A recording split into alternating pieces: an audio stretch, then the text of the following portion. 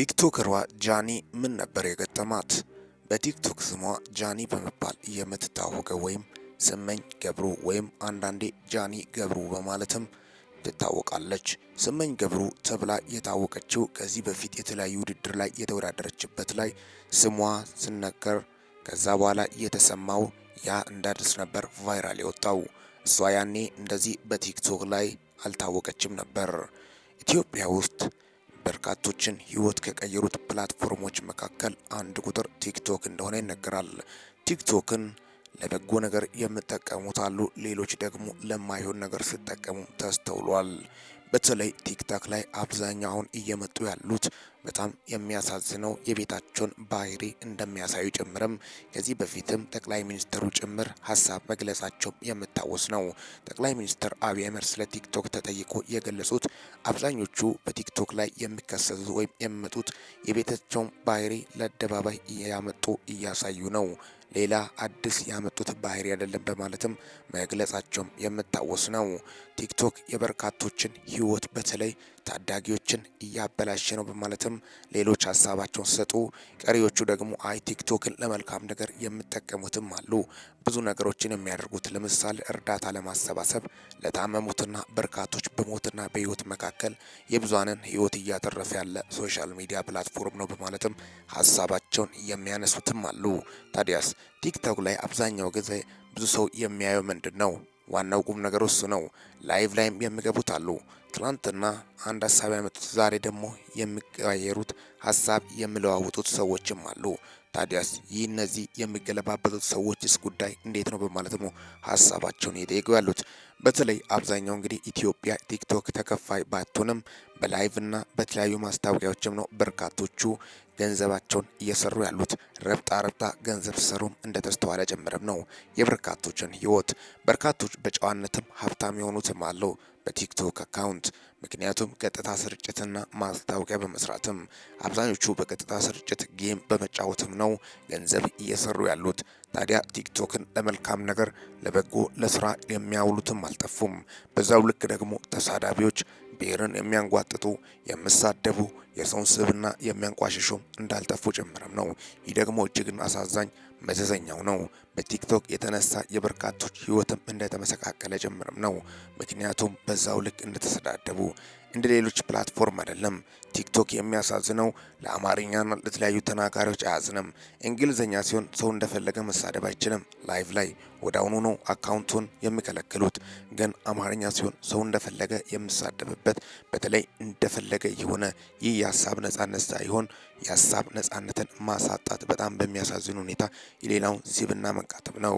ቲክቶክ አንዳንዴ ቪዲዮ ራሱ እንደማይለይ ጭምርም ነው። በተለይ የቋንቋ ችግር ስለዚህ ፕላትፎርሙ መስተካከል እንዳለበት ጭምርም ነው። በተለይ ቋንቋ ዙሪያ ማንም ላይቭ ላይ ገብቶ የሰውን ስብዕና መንካት የለበትም። ላይቭ ላይ ሰው በተባለው በተሰዳደበው ቁጥር ነው እዚህ ምስኪን የድሃ ልጆች ህፃናትም የተለያዩ በጣም በሚያሳዝን ሁኔታ ሌት ከቀን ተፈናቅለው በየጎዳናው ሲያድሩ የምስተዋለው። ያውላ ማህበራዊ ሚዲያ ላይ የሚከሰተው ጉዳይ እንደሆነ ጭምርም ነው።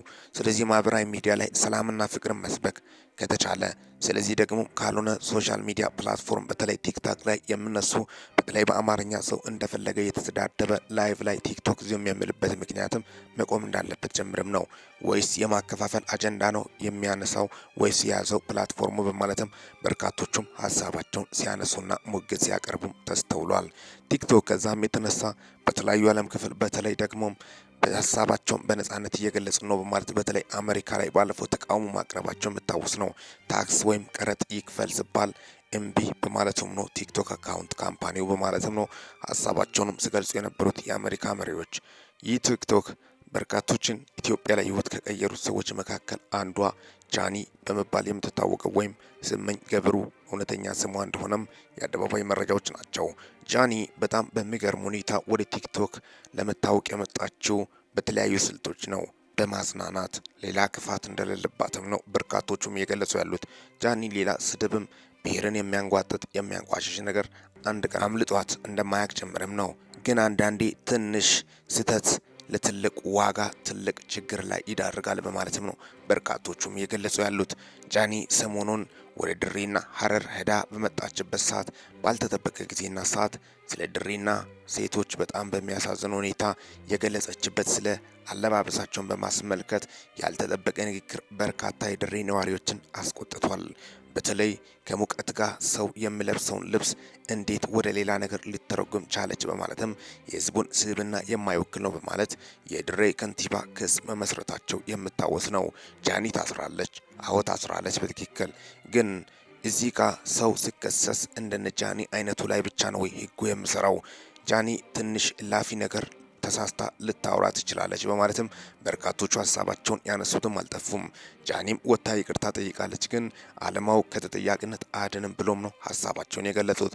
ታዲያ ጃኒ እንደዛ ካለች በርካቶች እዚሁ መጥቶ በመዲናችን አዲስ አበባና የተለያዩ አካባቢዎች ሌሎችን ብሔር ሲሳደቡ መጠጥ ቤት ላይ ቁጭ ብሎ እንደፈለጉ ሌላን ብሔር ሲሳደቡ ያልተያዙት አቅመ ደካሞች ላይ ነው ወይ ይህ የሚሰራው በማለት ነው በርካቶቹም ሀሳባቸውን በቁጣ የገለጹት። ጃኒ አላጠፋችም እያልን አይደለም፣ ግን ከሷ በላይ እሷ እንኳን እላፊ ድንገት በስተት ያወራችው ነገር እንጂ ሆን ብላ የተናገረችው ነገር አይደለም ማለትም በርካቶቹ ሀሳባቸውን ሲገልጹም ተስተውሏል። ያም ሆነ ይህ አለማወቅ ከተጠያቂነት ባያድንም ሌሎች እኮ ከምሰሩት አንጻር ጃኒ እኮ ምንም ጥፋት የለባትም ንጹህ ናት በማለትም ነው በርካቶቹም ሀሳባቸውን የገለጹ ያሉት። እንግዲህ ቲክቶክ ፕላትፎርም በዚሁ ልክ ነው። ትንሽ ስህተት ናት ለትልቅ ውድቀት የምትዳርገው። ከዚህ በፊትም ጆን ዳንኤል የሚባለው ቲክቶከር ባልተጠበቀ ጊዜና ሰዓት ከአውሮፕላን አልወርድም ማለት የአውሮፕላን ሕግ በደንብ ያለማወቁ እሱ እንደዚህ እንደ ኖርማል መኪና ክርክር መስሎት ነበር። እጅግ በጣም ባልተጠበቀ ጊዜና ሰዓት ወደ ወህኒ ነበረ የወረደው።